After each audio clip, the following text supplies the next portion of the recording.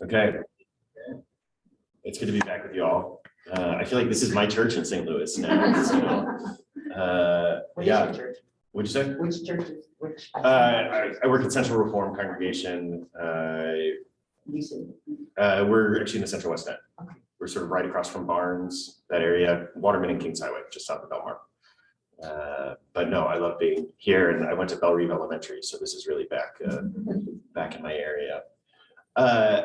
So this year, for the two sessions we have together this week and next week, thank you, Amy, for organizing this every year. Really appreciate it. We're going to talk about who Jews are today, which I think is different than talking about Judaism. So we're going to do two different sessions. We're going to do one session focusing in on the 40% of Jews in the world that live in the United States and Canada, and another section focusing in on the 40% of the Jews in the world that live in the state of Israel today. And they're really very different groups of human beings with different histories, different cultures, different values. I mean, lots of shared things also, don't get me wrong.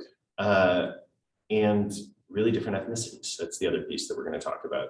Israel is an extremely multi-ethnic group of Jews. And in fact, the internal divisions, putting aside questions of Palestinians for a moment, the internal divisions in the Jewish community in Israel, the 80% of the citizens who are Jewish, almost all divide along ethnic lines. It's not along religious lines at all. Ethiopian Jews and Moroccan Jews and Iraqi Jews. And when you look at these groups, those are the political parties as well. They divide on those lines. But we're doing that next week.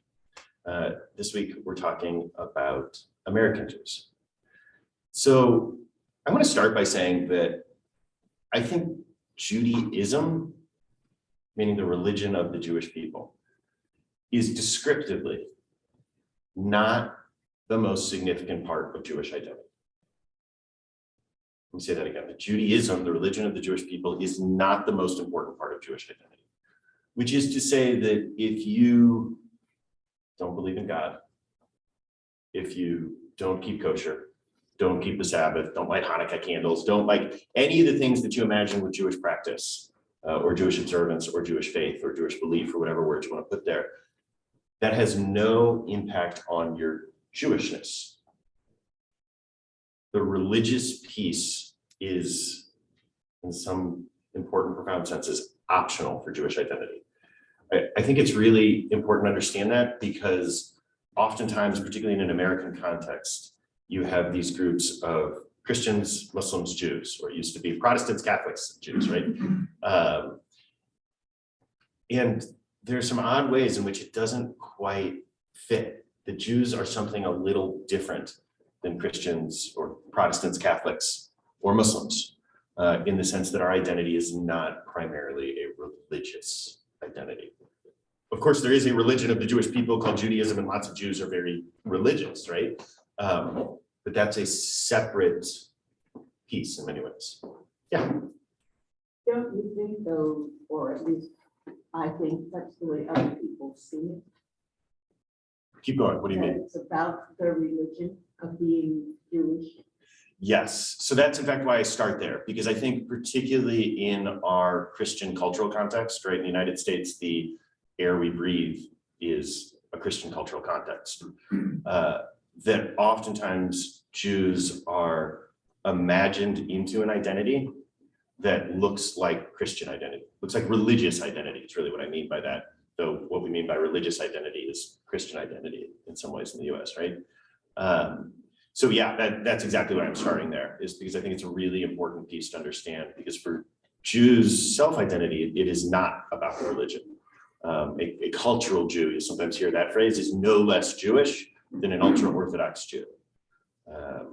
And that's universally agreed upon, no matter where you are in the Jewish world. Yeah. But some of the cultural traditions, even though they are not practicing Judaism, are still very much a part of their identity. Yes, exactly. Exactly.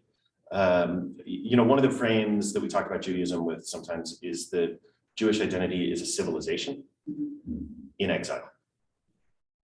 which is to say that if you want to be Moroccan, you can't really convert to be Moroccan, right? But the way that you become Moroccan is you grow up in that society, right? In that place, in the physical space, or Ireland or France or whatever you're talking about, right? And it's the language, it's the food, it's the culture, it's the geography, it's all of these things combine into creating that identity.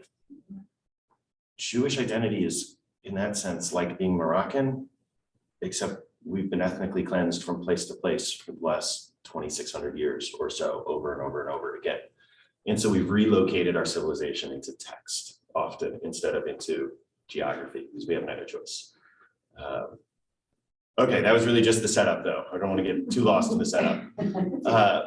Okay, I want to talk about the story of American Jews leading up to who we are today. So, does anyone know who the very first Jews to come to this hemisphere were?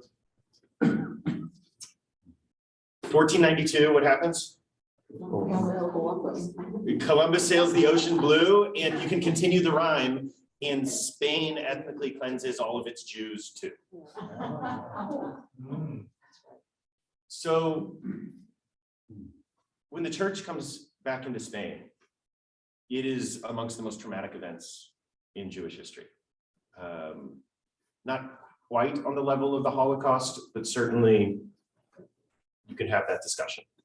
They did a study about 10 years ago, about 2/3 of Spaniards today have identifiable Jewish ancestry in their genetics, to show you the extent of the forced conversion, as well as just the massive ethnic cleansing of Jews who ended up all over the world after that. Yeah. Were they what were considered or called the conversos Conversos are at the Inquisition? Jews who were forced to convert as a part of the Inquisition. So then it went on from there.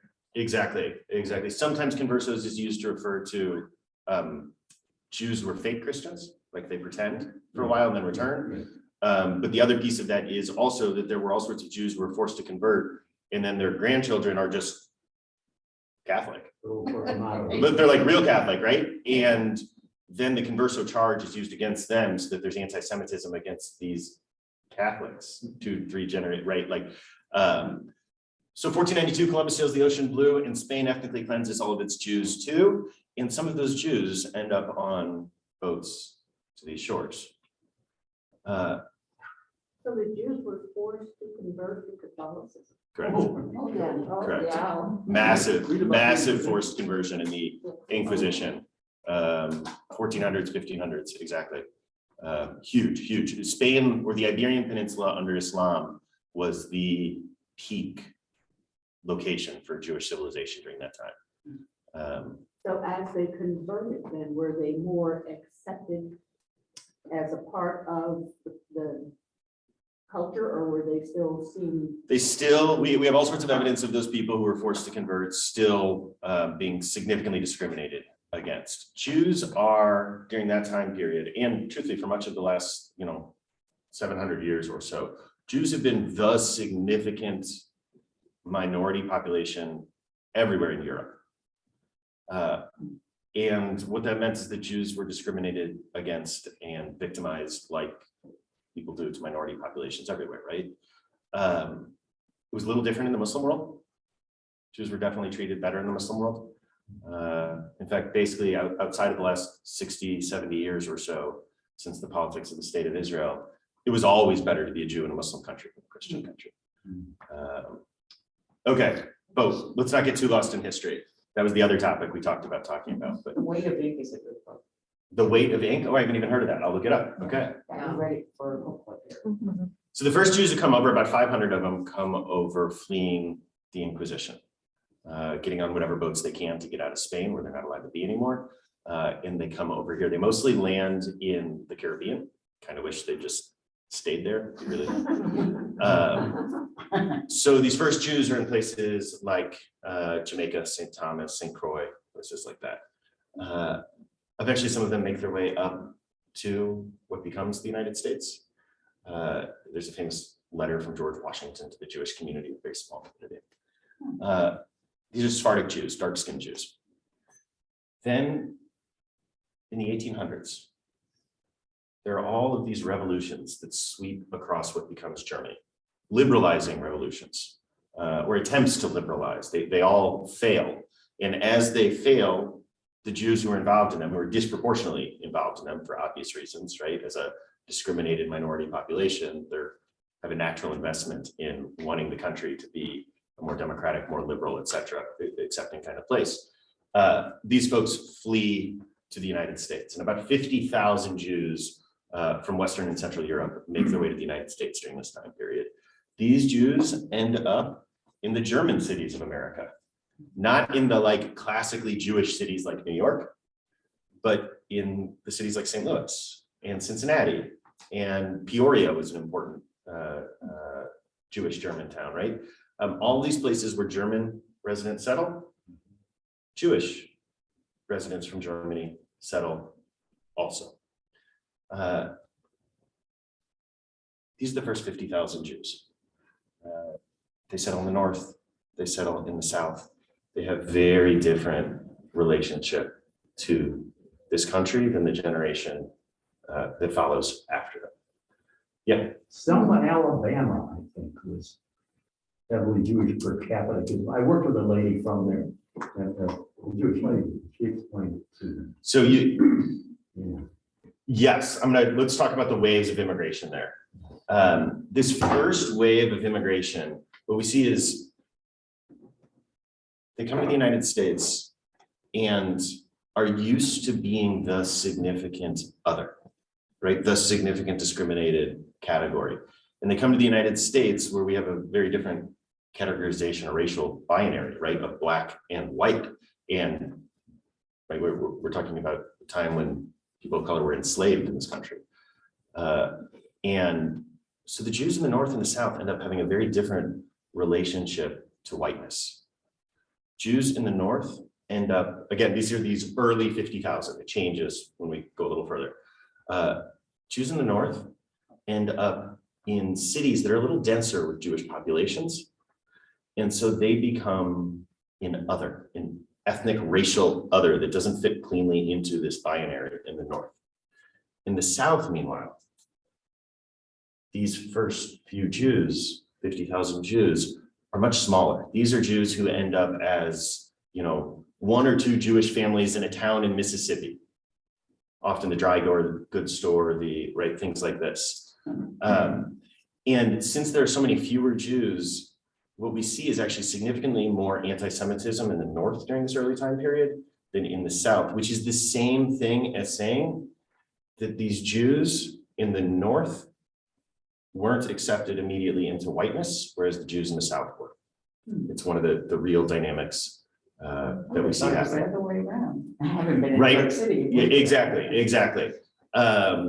I'm just finishing up a really incredible book on this called The Price of Whiteness, which is a PhD thesis of a book, which is, I wouldn't really recommend it because it reads like a PhD thesis and not like a book, but it's a really interesting explanation of Jews' positioning. Yeah. Would it have been in the southern states that people had not a clue about Judaism? So they just assumed that all these Jews, I could see them not having a clue, thinking that all of these were just white people. Welcome to the South. Exactly. That's exactly what it was. And the binary, the racial binary in the South was so much more intense. I mean, it's intense everywhere, right? But so much more intense in the South that Jews, light-skinned Jews, were just filed into this other category. Whereas in the North, they were in between, and so encountered significantly more anti-Semitism.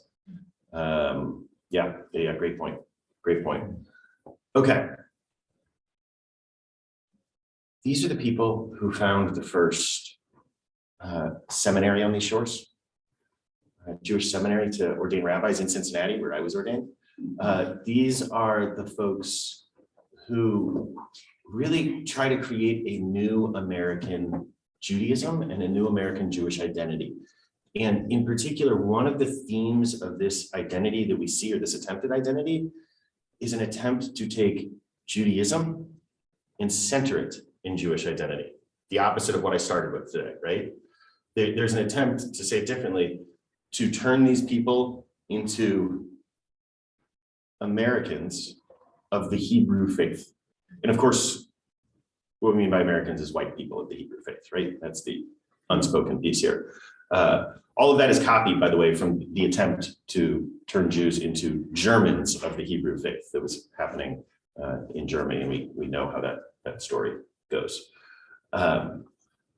So there's this self-conscious attempt to become a religious community because the thought is that is the key to whiteness in America. That if Jews are a racial other, an ethnic other, as we were in Europe and in the Muslim world and continue to be, it's worth noting, in Europe and in the Muslim world. Europeans relate to Jews as an ethnic racial other, not as a religious other. And still, you'll encounter people, well-meaning, nice people. Oh, I didn't know you were Jewish. I thought you were British in England, right? Like people who maybe have lived there for hundreds of years, their families, right? But you still have that sort of dynamic that exists there. This all begins to change when, starting in the 1880s, in Eastern Europe, there's a series of ethnic cleansings that begins to happen against Jews. And somewhere around 2 to 2.5 million Jews flee from Eastern Europe from 1880 to 1924, let's call it. 1924 is when the Immigration Act was passed here, the deeply racist Immigration Act that was designed to stop undesirable people like Jews and people of color and et cetera from coming to the United States, right? So in that in-between period, 1880 to 1924, we get about 2 to 2.5 million Jews who make their way over to the United States. Refugees. We tend not to talk about them this way, right? That doesn't tend to be the language that we use.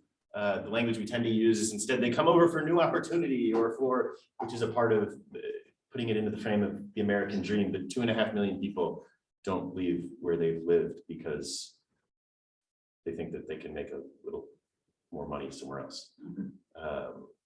It's a broad ethnic cleansing that happens, really a precursor to the genocide that happens in the same region not that long after, when you think about it in a historical setting. These people totally change the Jewish community in the United States. I mean, remember, we've got 50,000 before, and now we've got 2.5 million people flowing in. These Jews who were already in the United States, these acculturated, highly educated, very progressive Jews look out at these new Eastern European Jewish immigrants and are really embarrassed of them. Really, really, really embarrassed of these new greenhorns, these new, right?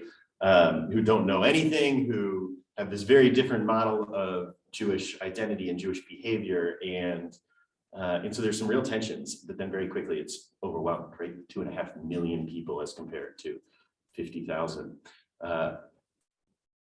These folks come in, and these are the people who end up in what we think of today as the classically Jewish locations. These are the folks who end up coming through Ellis Island and coming to New York and Chicago and so, right, like Boston. These are the folks who establish those Jewish centers.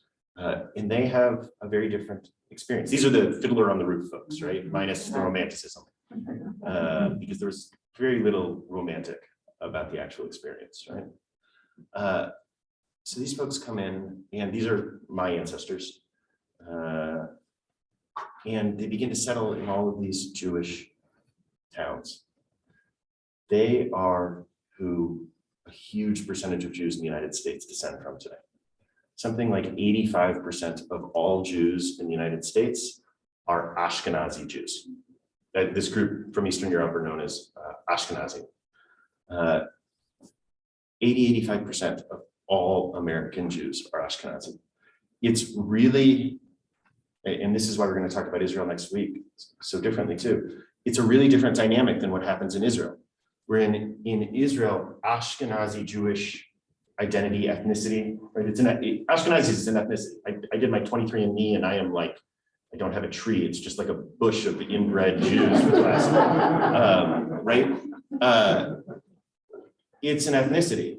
And we tend to imagine that Jews are like American Jews, right? But the reality is Israeli Jews are an entirely different ethnic bunch often. Not that there aren't Ashkenazi Jews there certainly are. But it's not the same monoculture that we find in the United States. Yeah. What is the word Ashkenazi? Ashkenaz was a Jewish word that referred originally to Germany and France. It was the Jewish word for those regions. It was a word given by Jews long before places known as Germany or France existed. So there's no root word for Ashkenaz. I mean, it just means Ashkenaz. Ashkenaz was this geographic region that Jews called that area. Eventually, it becomes the word that describes Jews who lived in Christian Europe, basically, and is a distinct ethnicity. They can trace back, I'm forgetting what the percentage is, something like 90% of all Ashkenazi Jews can be traced back to 4 different women 1,000 years ago. Wow. It's that distinct. I was very grateful when my wife and I did 23andMe that we didn't show up on each other's 23andMe. They say that all Ashkenazi Jews are the genetic equivalent of 3rd or 4th cousins because of that. Yeah.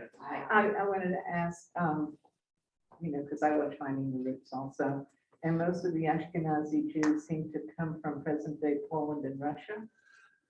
So yes, by the early 1600s, something like 2/3 of all the Jews in the world are living in Greater Poland. Poland during that time period includes Latvia, Lithuania, Ukraine, Belarus, right? It's a much larger region. And that's because of all of the ethnic cleansings that had happened everywhere else in Europe, whereas the Polish nobility was still a feudal state in Poland, like lords and serfs and things like that, right? And so in a feudal state, the power tensions are between the church and the nobility, with the serfs as the place where it's fought out, where that battle is fought. Does that make sense? Mhm. So what ends up happening is that the nobility invites in the Jewish community to come as exiles, and Jews enter in as an already ready artisan class, middle class, right? Weren't allowed to own land, but that was fine because the serfs had the land with the nobility, right? And so what ends up happening is that the Jews become a new power source for the nobility.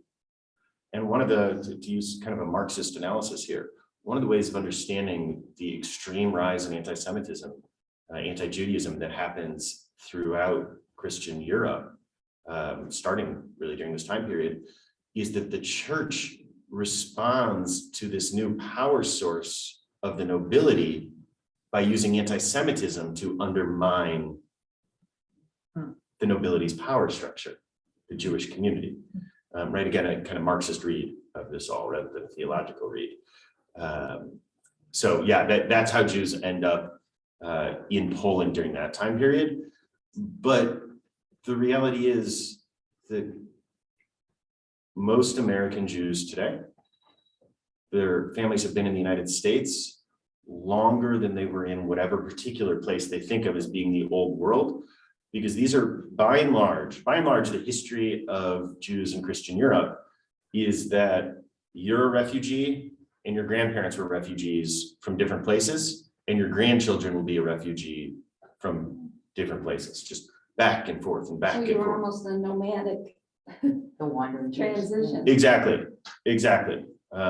With genocides and ethnic cleansings happening really generationally, driving Jews back and forth wherever they can go.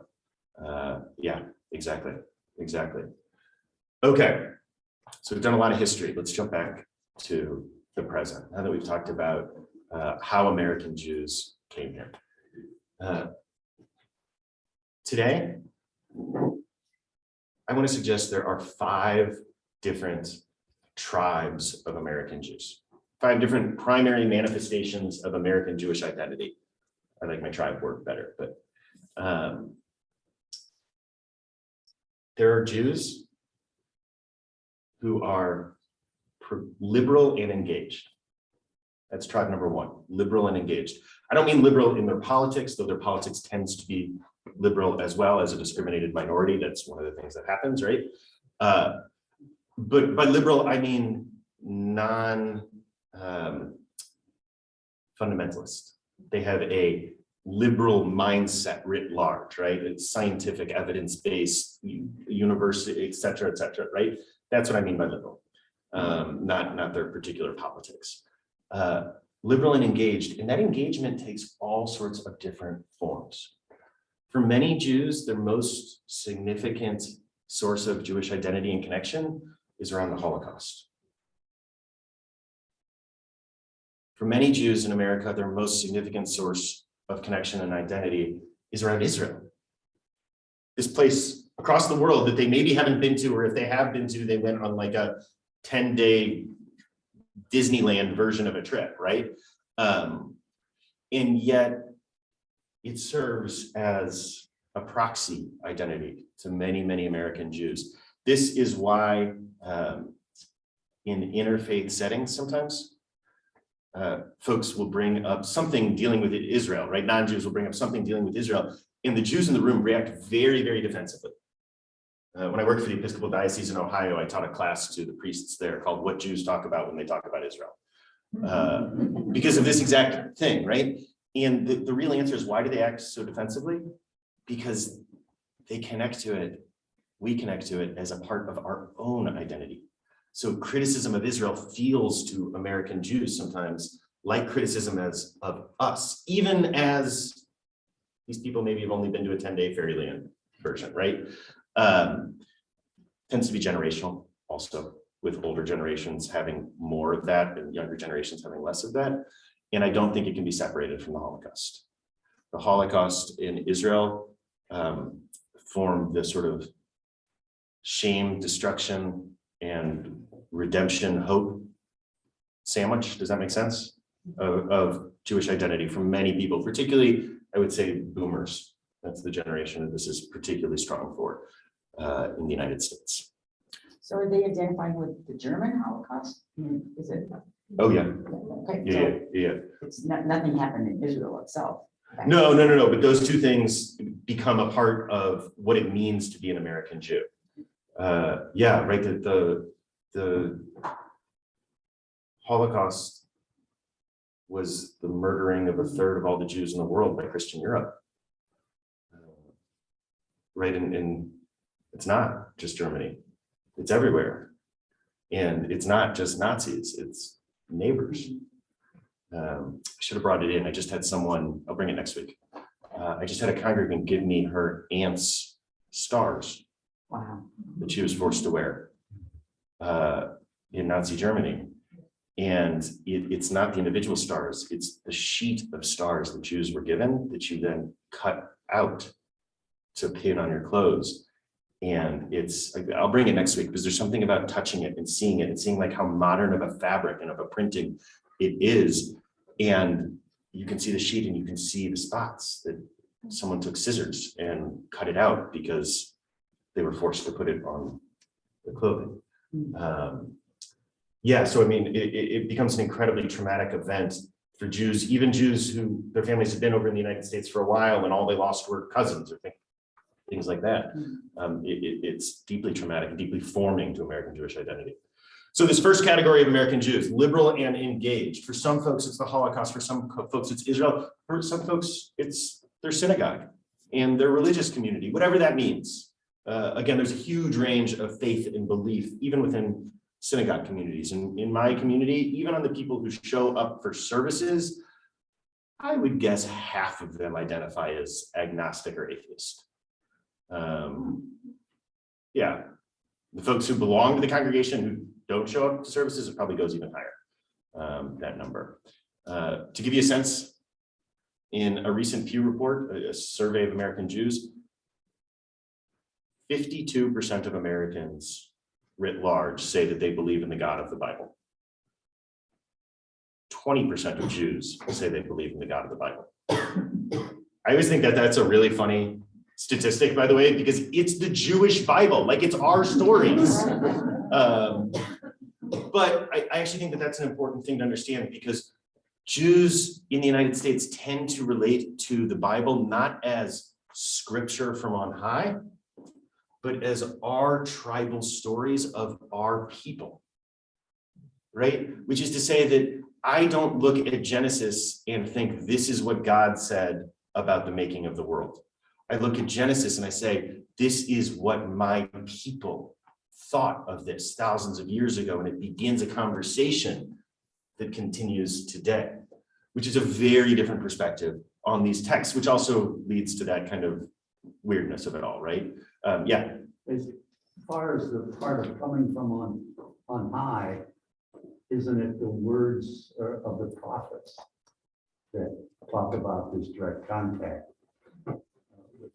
Rather than.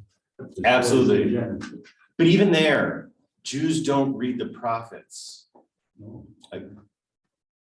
Some Jews do read them this way, I should say. But even there, many to most American Jews will look at all of the texts from what we call the Hebrew Bible and relate to them as our ancient tribal stories of our people, not as scripture. And it's the conversation that emerges from them through time that is what we mean by Judaism. The Talmud and Midrash and halakhic discourse and all these other jargon words that I can throw out if you'd like. So it's just a very different relationship to that text. Yeah. I was thinking of being Black America. We have until when? 10-40. 10-4, okay, we got time, good. Like a lot of slavery and what went on with slavery and everything was not written by any Black person. And so people kind of take that with a grain of salt. Yep. And I wonder if the Jewish people do that with, you know, what they read about the beginning of the Jewish land and Bible and all of that stuff. Take Yep. it with a grain of salt, because maybe not enough Jews were involved in writing it. Yeah, I think there's real truth there. Similar vein, I want to throw out a book recommendation if anyone's looking to understand anti-Semitism. It's called Anti-Judaism, the Western Tradition. And it's an examination of anti-Judaism, what becomes known as anti-Semitism, that doesn't care about and isn't interested in Jews. In the same way that, like, if you want to understand racism in this country, don't talk to Black people, talk to white people. Like, that's where racism comes from in this country, right? Similarly, this is an examination of anti-Judaism entirely divorced from Jews, right? It's not about how anti-Semitism emerges because Jews end up in banking or things like that. It's instead just looking at how these stories exist in Christian Europe and how they form Christian European identity, not about Jews, right? It's a very different perspective. So building off of that kind of idea, Anti-Judaism, the Western Tradition by Nuremberg. I'm teaching at Eden Seminary this semester, and they all read that book. Really reacted quite strongly in positive ways to it. Okay, back to our division, which we are still on like 1A up, right? Liberal and engaged. So for some people, it's Israel and Holocaust. For some people, it's their synagogue community. For some people, it's the Jewish Federation, which is like a cultural organization, almost a Jewish communal organization. For some people, it is Holocaust Memorial, it is the JCCs, right? There's all of these different Jewish organizations that exist in the United States, some of which are religious and many of which are not. But regardless of how they connect, I'm not making a distinction between them. I'm putting them all into this category of liberal and engaged. You may notice that I'm not talking about denominations, Reformed, Conservative, Orthodox. Those are not the most significant markers in Jewish identity today. Maybe was 2 or 3 generations ago, not today. Second group, fundamentalist and engaged. The vast majority of the Jews that we think of as being Orthodox are going to fall into this category. Not all Orthodox Jews, but the vast majority of Orthodox Jews fall into this category. I'm calling them fundamentalist and engaged because they're engaged with a different set of Jewish institutions in the United States than the liberal and engaged. All of the institutions which you think of as being mainstream Jewish institutions, the fundamentalists generally are not so involved or engaged with. From JCCs to federations to et cetera, et cetera. They have their own synagogues, they have their own schools, they have their own, all of that stuff. Fundamentalists and engaged. To give you a sense, about 1/10 of all the Jews in the United States are Orthodox. 90% of Jews in the United States are non-Orthodox. So would they be, Orthodox be more likely to send their children to yeshiva than to public school? Exactly. Now, I will say it's one of the changes happening today is something like 18% of all Jews under the age of 18 are Orthodox. Even as only 10% of American Jews are Orthodox, right? Part of that has to do with Jews in the United States are an aging population. And part of that has to do with the Orthodox birth rate. Particularly as compared to the liberal and engaged birth rate, right? We know you throw those words liberal on almost any population and it tends to involve a declining birth rate, right? Almost anywhere in the world you go.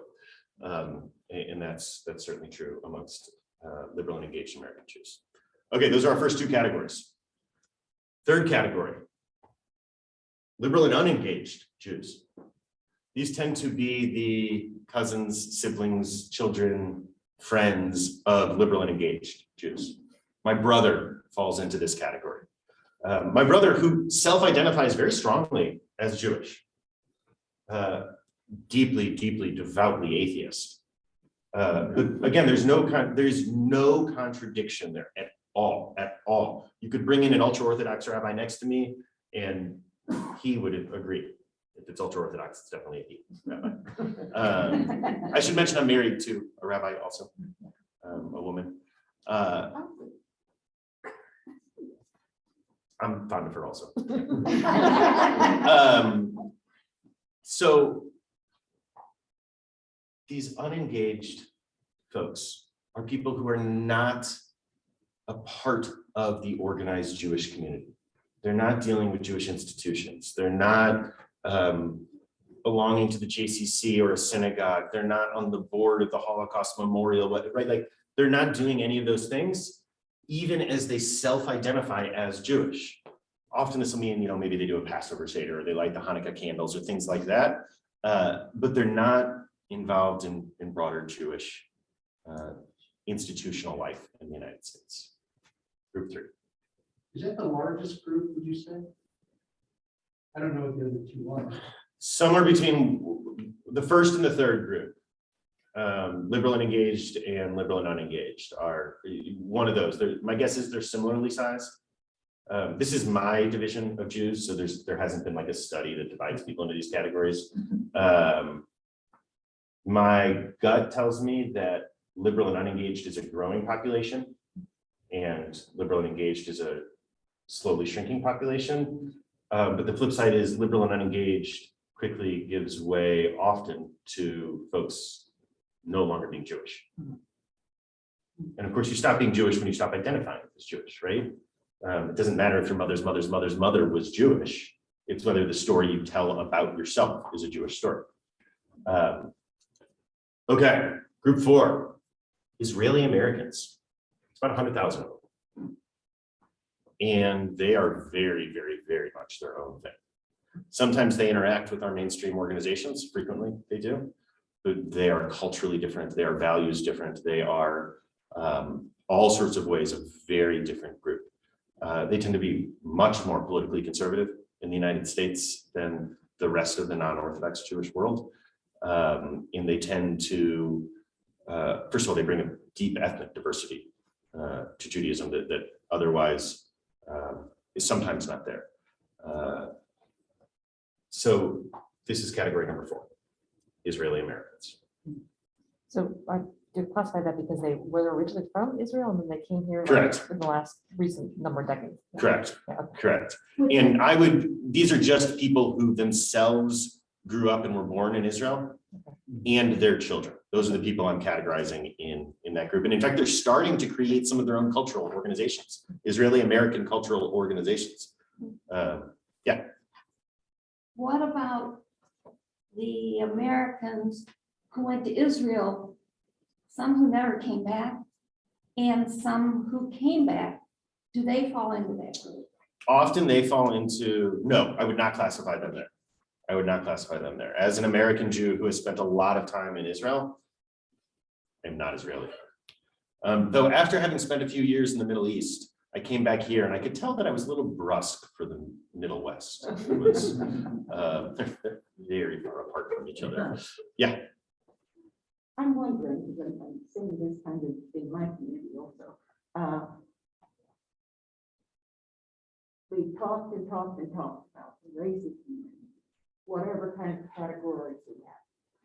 And I think we are getting to a point where I'm gonna be, I want to be, you will not describe me because I have brown skin. I'm gonna be who I want to be. Mhm. And I think that maybe some of the Jewish people that you're talking about have decided, you know, certainly I may go to the synagogue this Sunday or maybe not. But Yeah. I'm going to be who I want to be. And that's kind of an American Yes. thing. Yes. You will not describe me. I don't care what color my skin is. Yes. Yes. I think that's exactly the phenomenon. And we see that there are about 40,000 fewer American Jews every year, which is to say 40,000 people, some of this has to do with birth rate, but some of it just has to do with people who stop describing themselves as Jewish. And unlike in Europe, where there's an outside pressure labeling you as Jewish, like just a few decades ago, literally labeling you, but still pushing that, right? In the United States, that tends not to be true. That, right, like I can take this off and maybe shave my beard, I don't know. And just blend into American whiteness, right?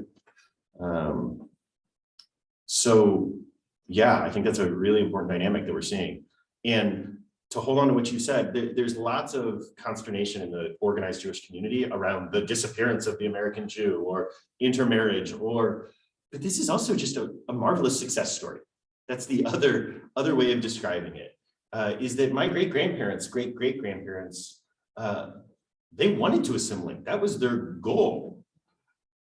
And so this category number 3, unengaged folks, or the 5th category, which we're about to describe, which is really what you're talking about, folks who the Jewish community may label as Jewish, who themselves don't identify as Jewish. Oh, you've got a Jewish parent, you're Jewish. No, I'm not, right? You can't put that on me, right? Like exactly what we're talking about here. It's a problematic category, but it's certainly a category that exists. Yeah. You know, but I'm not thinking of a category. I'm thinking that you are a person. And I am a person. Yes. Period. Yes. So whatever I join or don't join, or wherever I walk or don't walk, or what, you know, that has nothing to do with you being a person. That's just what we do. What we do, yes, yes. Let me clarify what I mean by categories. I don't mean that they are communities. I really mean sociological categories, different ways of describing the American Jewish experience. Right? Not that there are no Jews in the United States who stand up and say, oh, I'm a liberal and engaged Jew, or I'm a, right? Like that no one describes themselves. I'm just trying to give you all a sense of what I see as the 5 most significant expressions of Jewish identity that we have in the US, including this 5th category, which isn't really a category, right? Like that's the thing of it. It's this whatever. And the problematics of it are exactly what you're saying, that these are people who are being labeled by the community who themselves don't tell their stories that way. It's problematic. And don't feel the label. And don't want the label. That's what defines them, is they don't want that label applied to them. Exactly. You know, the label is something that you have decided. Exactly. Ah. Exactly. And that's that 5th category. So liberal and engaged, fundamentalist and engaged, liberal and unengaged, Israeli Americans, and the people who just don't think of themselves as Jewish, and yet the community wants to apply that label to.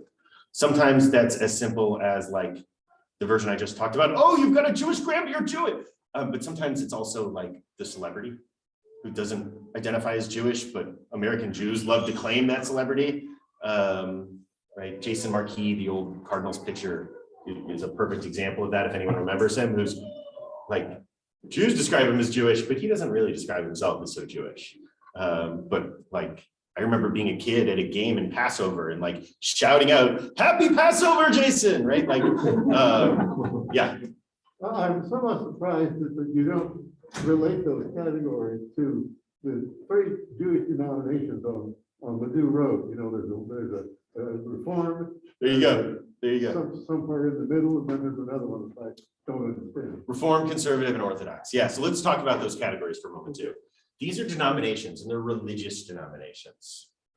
But maybe the biggest theme that I've tried to hammer home today is that religion is not the centering part of Jewish identity. And that continues to be true when it comes to our denominations. So folks join a conservative or reform congregation, that's a pretty porous line there. And is in many ways the equivalent of the difference between an Episcopal church and an ELCA Lutheran church, liberal Lutheran church, right? Generally, do you all know what I mean by a moment when you go into a space and you realize, my God, this is not my tribe. Like, it's a foreign experience, right? Like, if you all went into an Eastern Orthodox church, I imagine you would have an out of tribal experience, right? But if you went to an ELCA church for a friend's baby's christening, you probably would not have an out of tribal experience. There are things that are different. There's, right, not the high church of the Episcopal church. It's, you know, there's a rock band up there, whatever, right? Like, but though I haven't been to many ELCAs with rock bands, it's usually like, you know, my nerdy pastor friends with the guitar. That's really what I experience in those spaces usually, right? But it's not an out of tribal experience. And when Reform Jews walk into a conservative shul and vice versa, it's not an out of tribal experience. It may be like, this is the most boring prayer service I've ever been to. Or it might be for conservative Jews coming into Reform, like, God, but they haven't done the 17th Chatzi Kaddish, right? Like, and in that way, I actually think conservative Judaism maps up pretty nicely to today's Episcopal church. Those two groups tend to be high church. You all know what I mean by high church, I assume, right? Tend to be high church, highly liturgical, ritual oriented, and very progressive in their values, writ large, right? Women rabbis, queer rabbis, trans rabbis, etc. You'll find that in the conservative movement, the reform movement. Is that 2 minutes we have left? So the exception to this is orthodoxy, right? And orthodoxy comes close to forming its own tribe, which is why I called them fundamentalist and engaged. They have their own distinct group, and that's where the thick line in Jewish community lives. I go into an Orthodox synagogue and I have an out of tribal experience. And so that tends to be that thick line. Yeah. And they are very distinctive leaders. Distinctive leaders, distinctive structures. It's not all Orthodox Jews.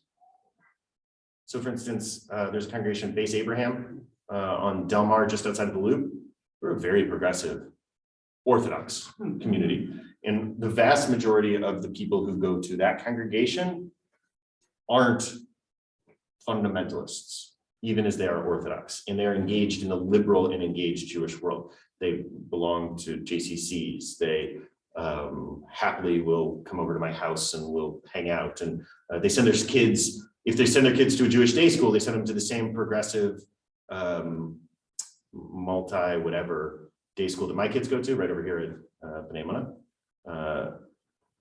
Whereas any other Orthodox community, synagogue members will send their kids to the Orthodox yeshivas in town, Block Epstein, things like that. Yeah. Okay. Any last questions? So next week, we're going to do the same thing that we did today for Israeli Jews. We're going to tell the story of Israel in two different ways. We're going to tell the story of the Jewish migrations to Israel, which are ethnic groups that come. And we're going to tell the story of Israel through its wars also. Those are the two ways we're going to tell that story. And we're going to talk a little bit about the occupation and the settlements in the West Bank and the awfulness of all of that, because it's awful, awful, awful. yeah, Hebron is the worst place I've ever been. It's the Jewish settlement there is disgusting. It's the worst place I've ever been. Actually, the only place I've ever been to, should tell you something, that gave me a similar feeling was the Missouri State Capitol last year. No, really. What was that? I have a trans child, and my legislature is bullying my child. They're the only people who bully my child, but they are. And they're awful, and went down to testify because they forced us to go down and testify in order to defend the basic humanity of our kids. And last year, none of them wore masks. They sit and they ogle women's bodies. The legislators, it